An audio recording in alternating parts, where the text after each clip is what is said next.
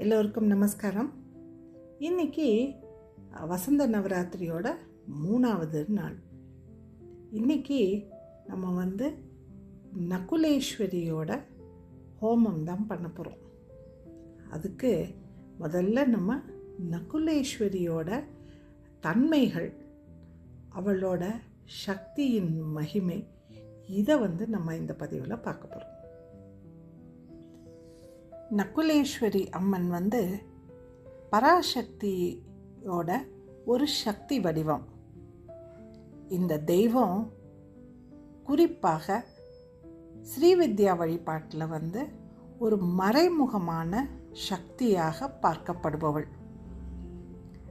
நகுலேஸ்வரி அப்படின்னா, நகுலம் அப்படின்னா கீரிப்பிள்ளை, ஈஸ்வரினா தெய்வீக அம்மன். அதனால் இவளோட பேரோட அர்த்தம் கீரிப்பிள்ளையுடன் தொடர்புடைய தெய்வீக சக்தி அப்படிங்கிறது தான் இதோட பொருள். இப்போ கீரிப்பிள்ளை பார்த்திங்கன்னா, பொதுவாக அது பாம்பை எதிர்த்து எப்பவும் ஜெயிக்கக்கூடிய ஒரு பிராணி. பாம்புங்கிறது இங்கே அறியாமை, தீய எண்ணங்கள்னு வச்சுக்கலாம். கீரிப்பிள்ளைங்கிறது ஞானம், அந்த ஞானத்தை பாதுகாக்கிறது. நகுலேஸ்வரி இந்த அறியாமையை அழிக்கும் ஒரு சக்தி. அதாவது அறியாமை மற்றும் தீய சக்திகளை அழிக்கும் தெய்வம் அப்படின்னு வச்சுக்கலாம். இந்த ஸ்ரீவித்யா மரபில் நகுலேஸ்வரி ஒரு மாபெரும் சக்தி. லலிதா திரிபுர சுந்தரி அம்மனோட சக்திகளில் ஒன்றாக கருதப்படுபவள். இந்த மரபில் அவள் வாக் சக்தியோட, அதாவது நம்ம நேற்றுக்கே பார்த்தோம் இல்லையா, பேச்சோட தெய்வீக சக்தி, அதை காப்பாற்றுபவளாக, ஞானத்தை பாதுகாப்பவளாக, ஒரு தவறான அறிவை அழிப்பவளாக கருதப்படுபவள் நகுலேஸ்வரி. நகுலேஸ்வரியோட ரூபம் அப்படின்னு நம்ம பார்த்தோன்னா, ஒரு அழகான ஒரு தெய்வீக பெண் வடிவம். பொதுவாக 4 கரங்கள் உடையவளாக வர்ணிக்கப்படுபவள். தாமரைப்பூ ஆசனத்தில் அல்லது தெய்வீக சிங்காசனத்தில் அமர்ந்திருப்பவள். முகத்தில் எப்பவும் சாந்தம், அது மட்டும் இல்லாமல் ஒரு ஞான ஒளியோடு காணப்படுபவள். அவளுடைய அந்த 4 கரங்களில் ஒன்றில் பாசம், இன்னொன்றில் அங்குசம், 3வது கையில் ஜபமாலை, 4வது கையில் கீரிப்பிள்ளை.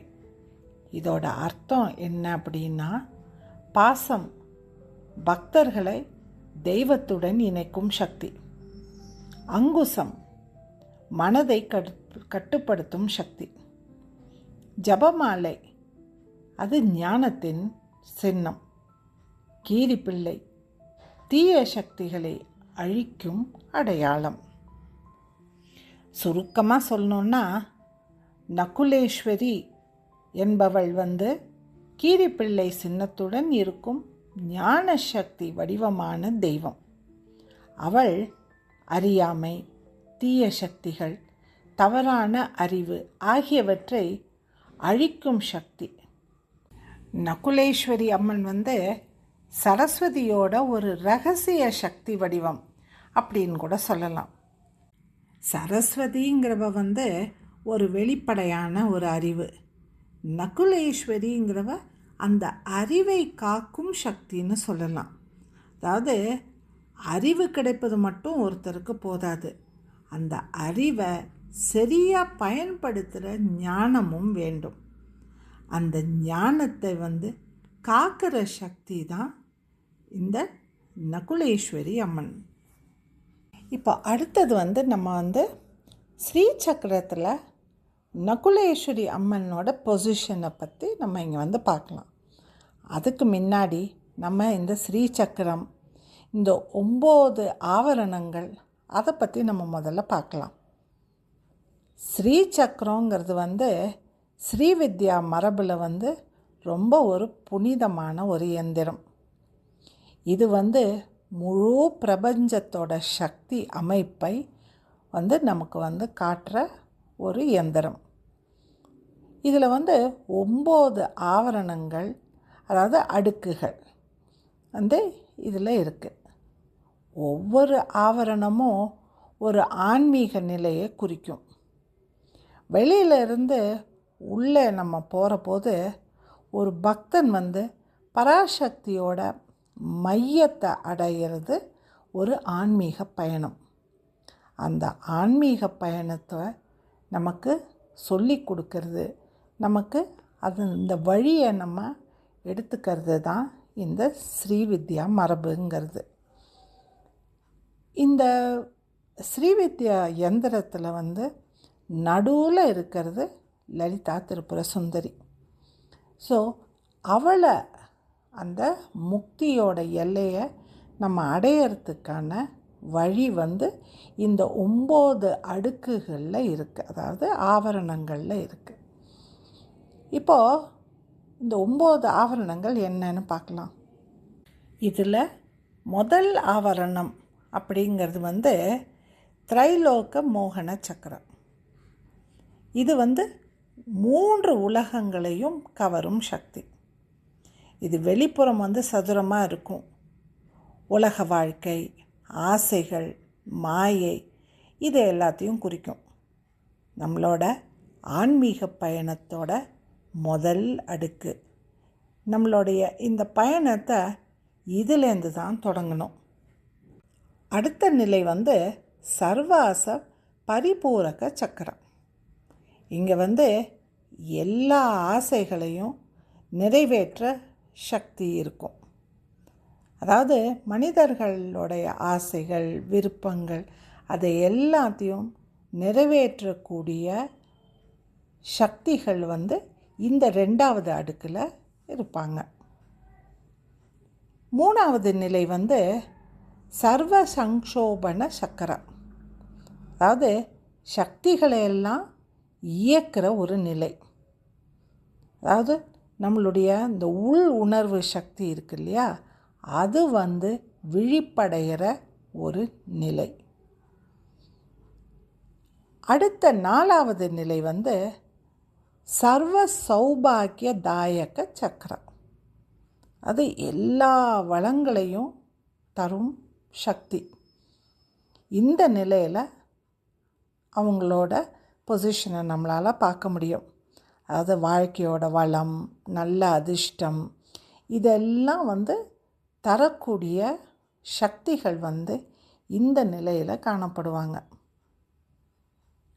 அடுத்த நிலை வந்து சர்வார்த்த சாதக சக்கரம். அது வந்து நம்மளுடைய ஆன்மீக முன்னேற்றத்திற்கு வழிவகுக்கிற ஒரு நிலை.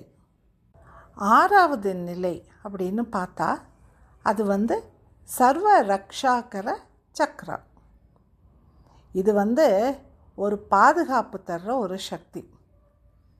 ஒரு பக்தனை எல்லா விதமான தீய சக்தியிலிருந்து காக்கக்கூடிய ஒரு நிலை. 7வது அடுக்கு அது வந்து சர்வ ரோஹர சக்கரம். அதாவது எல்லா நோய்களிலிருந்தும் நம்மளை நீக்கிற ஒரு சக்தி. நம்ம உடலில், அது மட்டும் இல்லாமல் நம்ம மனசில் இருக்கிற அந்த தீய எண்ணங்களை போக்கி மனசை, உடம்பை சுத்திகரம் செய்கிற ஒரு நிலை. அடுத்த நிலை வந்து 8வது நிலை சர்வ சித்தி பிரதா சக்கரம். இது வந்து அனைத்து சித்திகளையும் தரும் சக்தி. இது வந்து ஒரு உயர்ந்த ஆன்மீக சக்திகள் இருக்கும் இடம், ஒரு அடுக்குன்னு சொல்லலாம். 9வது நிலை சர்வ ஆனந்தமய சக்கரம், அதாவது பரம ஆனந்த நிலை. இதில் மைய பிந்து வந்து லலிதா திரிபுர சுந்தரி வசிக்கும் இடம். இது பரம ஞானத்தையும் ஆனந்தத்தையும் கொடுக்கக்கூடிய ஒரு இறுதியான ஒரு நிலை. இந்த 9 ஆவரணங்களில் எல்லா விதமான தெய்வங்களும் அம்மனும் நமக்கு ஒவ்வொரு விதமான ஒரு பக்குவத்தை கொடுத்து நமக்கு அந்த ஞான நிலையை 9வது நிலையில் நமக்கு வழங்கும் ஒரு யந்திரம்தான் ஸ்ரீவித்யா யந்திரம்.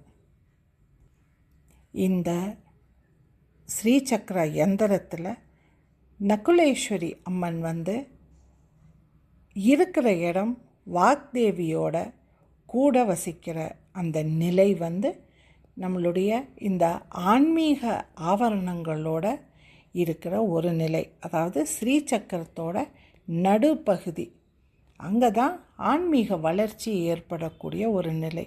அந்த நிலையில் இந்த நகுலேஸ்வரி அம்மனுடைய இடம் இருக்குது.